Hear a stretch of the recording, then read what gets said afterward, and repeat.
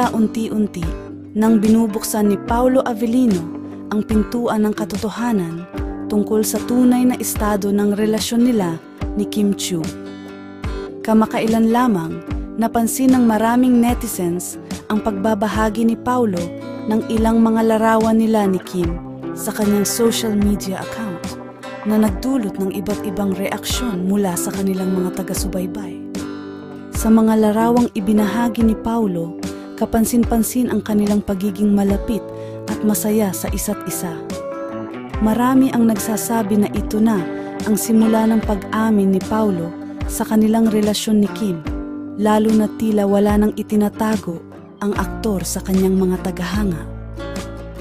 Marami ang nag-aabang at nagsasabing malapit na nilang marinig mula mismo kay Paolo ang kumpirmasyon ng kanilang pag-iibigan.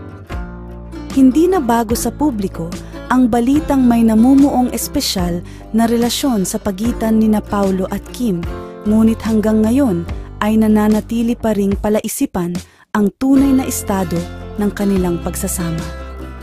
Sa kabila nito, maraming taga-suporta ang patuloy na umaasa na sa wakas ay bibigyang linaw na ng dalawa ang tunay na damdamin nila para sa isa't isa.